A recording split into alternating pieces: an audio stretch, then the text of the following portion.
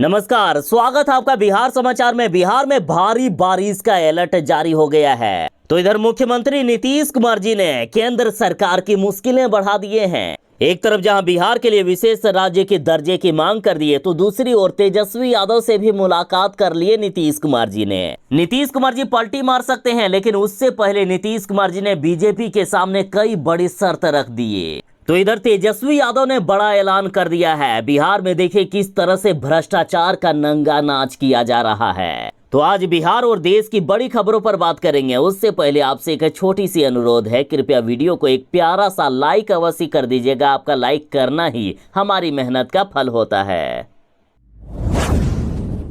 बिहार में खतरनाक बारिश की शुरुआत हो गई है। बिहार में इंद्र देवता मेहरबान हो गए हैं। अगले 72 घंटों तक बिहार के सभी जिलों में भारी से भी अति भारी बारिश के अलर्ट जारी कर दिए गए। पटना के साथ बिहार के अधिकांश जिलों में बारिश की शुरुआत हो गई है। मौसम विभाग ने कहा कि अभी 3 दिनों तक बिहार में ताबड़तोड़ बारिश होगी और पिछले 20 सालों का रिकॉर्ड टूटेगा। देखिए, मौसम विभाग के अनुसार बिहार के सभी 38 जिलों में बारिश होने वाली है, लेकिन इन 32 जिलों में सबसे खतरनाक बारिश का अलर्ट जारी कर दिया। और ये जिले हैं किशनगंज, पटना, गया, नालंदा, शेखपुरा, नवादा, पूर्वी चंपारण, पश्चिमी चंपारण, सिवान, गोपालगंज, सीतामढ़ी, मधुबनी, मुजफ्फरपुर, दरभंगा, वैशाली, शिवहर, समस्तीपुर, सुपौल, अररिया, मधेपुरा, सहरसा, पूर्णिया, कटिहार समेत बिहार के अन्य जिले। बारिश के साथ बिहार में वज्रपात का भी हाई अलर्ट जारी किया गया है। मौसम विभाग ने बिहार के सभी जिलों को सावधान किया है। बिहार के सभी जिलों में वज्रपात का हाई अलर्ट जारी है, अतः जरा बच के रहें।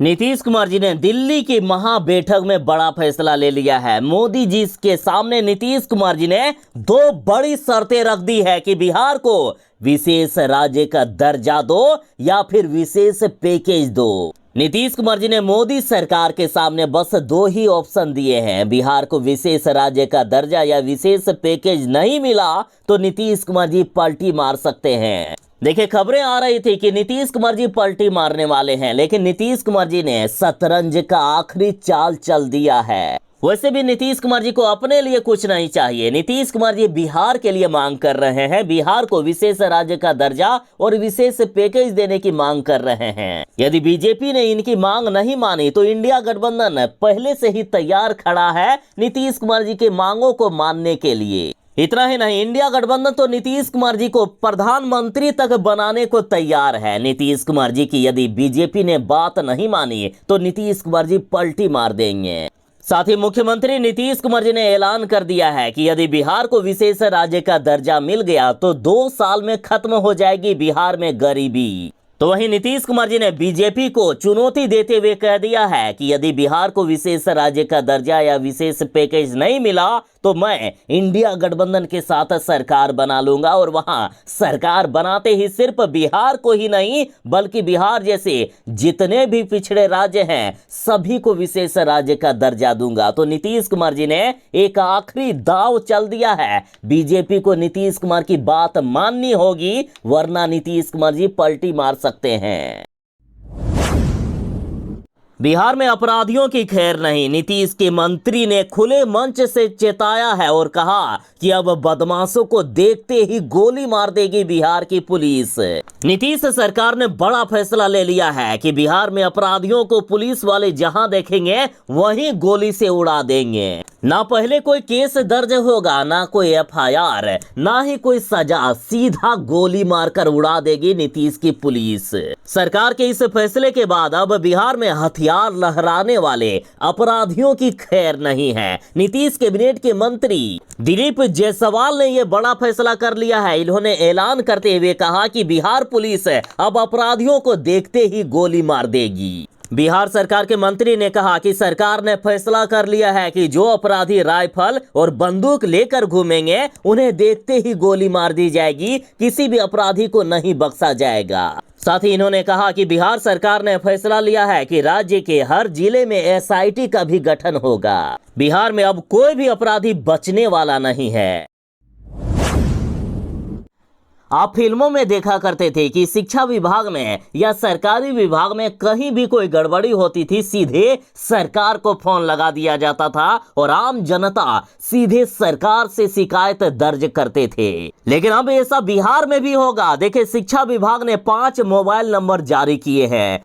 अब इन व्हाट्सएप नंबर पर लोग अपनी शिकायत दर्ज करेंगे और शिक्षा विभाग में कहीं भी कोई भी गड़बड़ी या धांधली हो रही है, सीधा अपर मुख्य सचिव से अपनी समस्या के बारे में बात करेंगे अब आम जनता। देखिए, शिक्षा विभाग के नए अपर मुख्य सचिव एस सिद्धार्थ ने बड़ा फैसला ले लिया है। इन्होंने आम लोगों के लिए 5 मोबाइल नंबर जारी कर दिए हैं। सीधा इनका कहना है कि शिक्षा विभाग में यदि हमें भ्रष्टाचारियों को हटाना है, यदि भ्रष्टाचार खत्म करना है, तो ये आम लोग ही कर सकते हैं। इन्होंने कहा कि यदि हम पुलिस वाले या अपने अधिकारियों को या फिर शिक्षा विभाग के अधिकारियों को भेजेंगे तो वो 1 घंटा या 2 घंटा निरीक्षण करेंगे, लेकिन आम लोगों की नजर व्यवस्था पर 24 घंटे रहेगी। और अब शिक्षा विभाग ने 5 नए स्मार्टफोन खरीदे हैं जो अलग अलग व्हाट्सएप नंबर से चलेगा। 5 मोबाइल नंबर का एक्सेस अपर मुख्य सचिव के पास रहेगा, खुद वे इसे देखेंगे। जरा व्हाट्सएप नंबर नोट कर लीजिए। ये नंबर है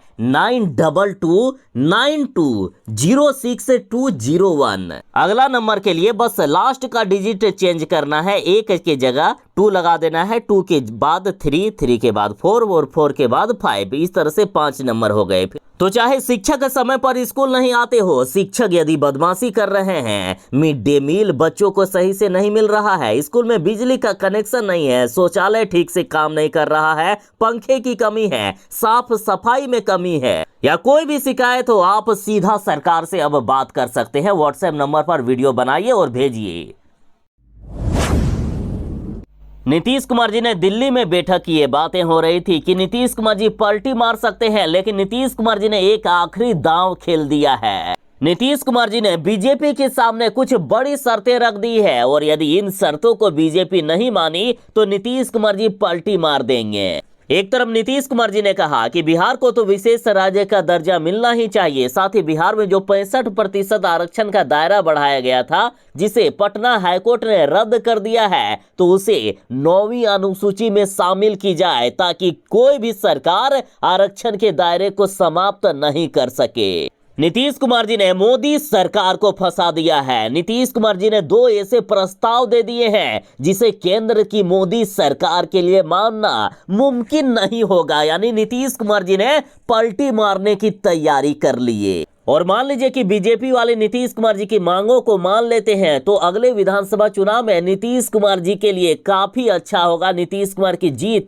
सुनिश्चित हो जाएगी। और बीजेपी वाले नहीं चाहते हैं कि नीतीश कुमार की पार्टी बिहार में हमसे ज्यादा सीटें ले आए, और इसलिए तो नीतीश कुमार जी ने ऐसी शर्त रख दी है ताकि कल दिन यदि नीतीश कुमार जी पलटी मारे तो लोग ये ना कह सके कि नीतीश कुमार जी पलटू राम है, बल्कि ये कहे कि बीजेपी ने नीतीश कुमार की मांग नहीं मानी, इसलिए नीतीश कुमार जी पलटी मारकर आ गए महागठबंधन में। देखिए, बिहार में आरक्षण का दायरा 50% से बढ़ाकर 65% करने का सरकार का फैसला पूरी तरीके से सही है, ऐसा नीतीश कुमार जी ने कहा। नीतीश कुमार जी बोले कि कोर्ट ने उस फैसले को निरस्त कर दिया है। ऐसे में जदयू की ओर से केंद्र सरकार से मांग यही है कि बिहार में 65% आरक्षण के फैसले को संविधान की 9वीं अनुसूची में शामिल करे ताकि कोर्ट उसमें दखल अंदाजी नहीं कर सके।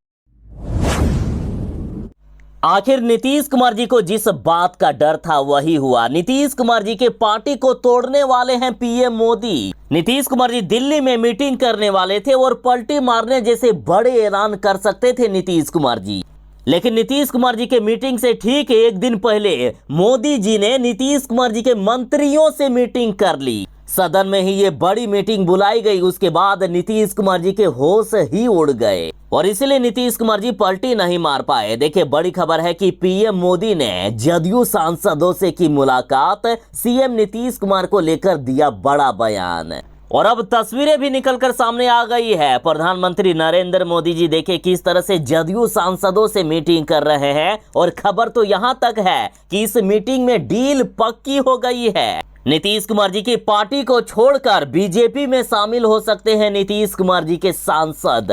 और ये मीटिंग तब की गई जब नीतीश कुमार जी दिल्ली में मीटिंग करने वाले थे, उसके ठीक पहले प्रधानमंत्री नरेंद्र मोदी जी ने बड़ा खेला कर दिया। और इस मीटिंग से ठीक पहले प्रधानमंत्री जी ने चिराग पासवान के साथ भी मीटिंग की।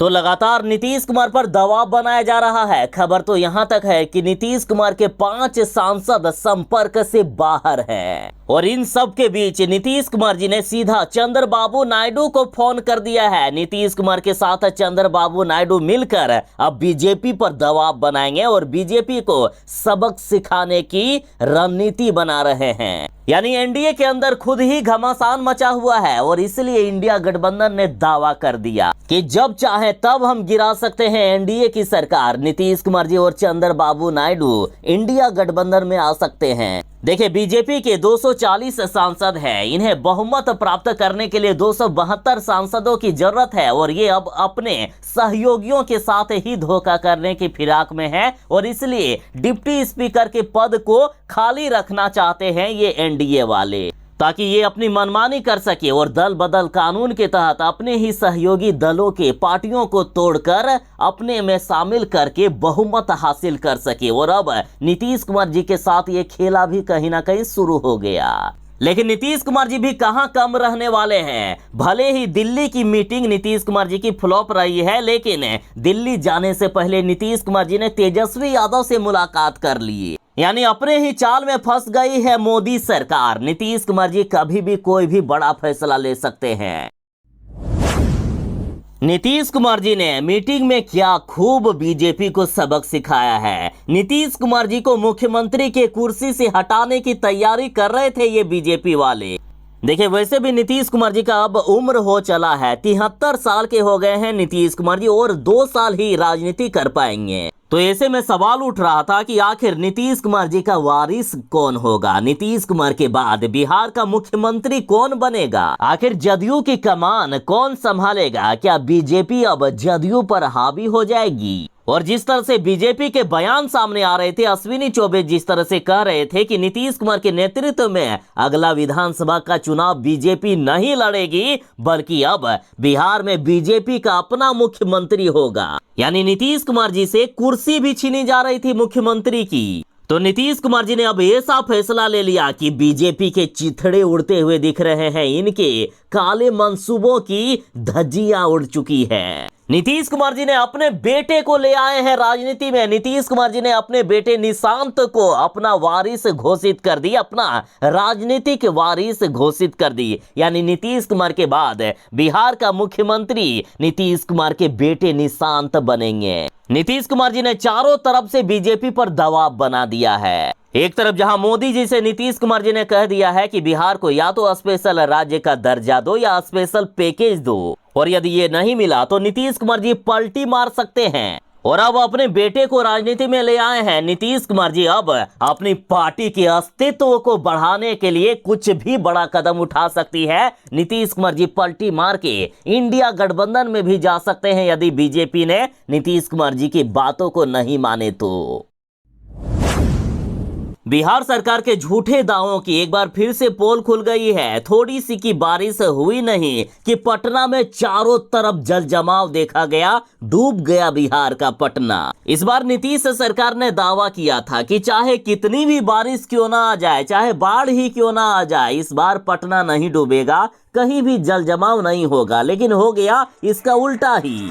इतनी ज्यादा पटना में जल जमाव हुआ कि पटना में जल जमाव के बाद नगर निगम की बैठक की गई। निगम कर्मी को दिन रात अपने वार्ड में रहने का निर्देश दिया गया है। रात भर काम करेगा कंट्रोल रूम। देखिए, बीते दिन सिर्फ 1 घंटा की लगातार बारिश हुई और बिहार का पटना डूबते हुए नजर आया। चाहे गांधी मैदान हो, विस्कोमान भवन, मोरिया होटल, मगध महिला कॉलेज या फिर स्टेशन रोड या डाक बंगला या फ्रेजर रोड, अशोक राजपथ सहित कई इलाकों में जल जमाव से लोग परेशान दिखे। लोग सरकार को गालियां दे रहे थे कि ये सरकार आखिर कितनी निकम्मी है। हर साल दावा करती है और हर साल इनके दावों की पोल खुल जाता है। आखिर कोई इतनी घटिया सरकार कैसे हो सकती है जो जनता से ही हर साल झूठ बोलने का काम करती है। सरकार कहती है कि जल जमाव नहीं होगा चाहे कितने भी बारिश आ जाए, और सिर्फ 1 घंटे की बारिश में ही डूब जाता है पटना। और इधर मौसम विभाग ने अगले 1 सप्ताह तक तेज आंधी तूफान के साथ भारी बारिश का अलर्ट जारी किया है। मौसम विभाग के अलर्ट के बाद पटना नगर निगम ने सभी वार्डों में पदाधिकारियों एवं कर्मियों की तैनाती कर दी है, जो दिन रात अपने वार्ड में रहेंगे और काम करेंगे। वाह रे बिहार में भ्रष्टाचारी सिस्टम। बिहार में देखिए लग रहा है कि भ्रष्टाचार की नई पटकथा लिखी जा रही है। बिहार में 10 दिन के भीतर 5 पुल गिर गए और अब फिर से बड़ी घटना हो गई। बिहार में 5 पुल गिरने के बाद अब निर्माणाधीन पुल में दरारें आ गई है। अब फिर से इस पुल को तोड़कर नया बनाया जाएगा। जरा देखिए बिहार में किस कदर भ्रष्टाचार हो रहा है, किस तरह जनता के पैसे को लूटा जा रहा है। बिहार में पिछले 10 से 11 दिनों के भीतर 5 पुल गिर गए। अररिया, सिवान, मोतिहारी, किशनगंज और मधुबनी में पुल ढहने के बाद अब हाजीपुर मुजफ्फरपुर बाईपास के निर्माणाधीन पुल की रेलिंग में दरारें आ गई है। मधोल में नवनिर्मित पुल की रेलिंग में दरारें आने के बाद पुल गिरने का खतरा बन गया है। बता दें कि 200 करोड़ की लागत से 17 किलोमीटर लंबी हाजीपुर मुजफ्फरपुर बाईपास के निर्माणाधीन पुल में अब दरारें आ गई। अब बताइए, कुछ पुल का उद्घाटन होता है, उद्घाटन के कुछ ही दिनों में गिर जाते हैं और अब तो बड़े बड़े कांड होने लगे हैं। निर्माणाधीन पुल ढलाई के अगले ही दिन कहीं गिर जाता है, तो कहीं उद्घाटन के पहले ही दरारें आ जाती है, तो कहीं पुल बनकर तैयार है, उद्घाटन होने वाला है, लेकिन उससे पहले पुल धराशायी हो जाता है। तो बिहार में इस कदर भ्रष्टाचार का नंगा नाच हो रहा है। तो इस पर तेजस्वी यादव ने बिहार की जनता को सावधान किया है कि बिहार की जनता अभी भी समय है, संभल जाइए, वरना ये एनडीए की सरकार बिहार को बर्बाद कर देगी। तेजस्वी यादव ने कहा है कि बिहार में महाजंगल राज आ गया है। मोदी नीतीश का सत्ता संरक्षित सरकारी महाजंगल राज देखिए, खून से सने जरा इन अखबार के पन्नों को देखिए। तेजस्वी यादव ने कहा कि एनडीए की सरकार में बिहार में अपराधी बेलगाम हो गए हैं। ऐसा लगता है कि पुलिस का डर ही खत्म हो गया है। तेजस्वी यादव बोले कि बिहार में खून से सने अखबारों की इन ताजा कतरनों को एक बार अवश्य देख लीजिए। क्या पता आपका कोई परिचित, कोई सगा संबंधी अथवा परिजन सत्ता संरक्षित अपराधियों के हाथों किसी अनहोनी का शिकार हुआ हो। तेजस्वी यादव बोले कि बिहार में हालात बुरे हैं, अपराधी ने बिहार में तांडव मचा रखा है, लेकिन अभी तक मुख्यमंत्री नीतीश कुमार या फिर बीजेपी का कोई भी नेता इन अपराधियों के बारे में कुछ भी बोलने को तैयार नहीं है। प्रतिदिन लोग मारे जा रहे हैं, सैकड़ों नागरिकों की हत्या हो गई है, लेकिन ना तो नीतीश कुमार जी और ना तो बीजेपी के किसी नेता ने शोक संवेदना प्रकट की है। जरा देखिए ना, गोपालपुर में प्रॉपर्टी डीलर को घर के पास गोली मार दी गई। इलाज कराकर घर लौट रहे यात्री की ट्रेन में गोली मारकर हत्या कर दी गई। नवादा में सरेआम महिला को चाकू घोंप दिया गया, हालात नाजुक है। भागलपुर में बदमाशों ने निर्वस्त्र कर महिला को पीट पीट कर हत्या कर दी। सुपौल में 2 बहनों की निर्मम हत्या कर दी गई, गड्ढे में इनका शव मिला। मुंगेर में डंगरी नदी में महिला का शव मिला। छपरा में कोर्ट जा रहे 2 प्रसिद्ध वकीलों की अपराधियों ने गोली मारकर हत्या कर दी। छपरा में पुलिस टीम पर हमला किया गया। गोपालगंज में हार्डवेयर कारोबारी को गोली मार दी गई। बगहा में पंचायती के दौरान ताबड़तोड़ फायरिंग की गई। पटना के मसौड़ी में अपराधियों ने कई राउंड फायरिंग की, एक को गोली लग गई। तो इस तरह से पूरा बिहार अपराधियों की चपेट में आ गया है। तेजस्वी यादव ने कहा कि ये मोदी नीतीश का सत्ता संरक्षित सरकारी महाजंगल राज है। ये अपराध करने वाले कोई और नहीं बल्कि सरकारी अपराधी है, जिन्हें नीतीश सरकार ने, मोदी सरकार ने संरक्षण दे रखा है। मुख्यमंत्री नीतीश कुमार जी ने दिल्ली की बैठक में बड़ा फैसला लिया है। एक तरफ जहां बिहार के लिए विशेष राज्य की दर्जे की मांग कर दिए हैं, तो दूसरी ओर संजय झा को जदयू के कार्यकारी अध्यक्ष बना दिए गए। अब नीतीश कुमार जी के बाद जदयू पार्टी को संभालने का जिम्मा संजय झा जी को दे दिया गया है। अब चाहे बीजेपी से बिहार के लिए विशेष राज्य का दर्जा लेना हो या फिर विशेष पैकेज लेना हो, अब संजय झा सीधे तौर पर काम करेंगे।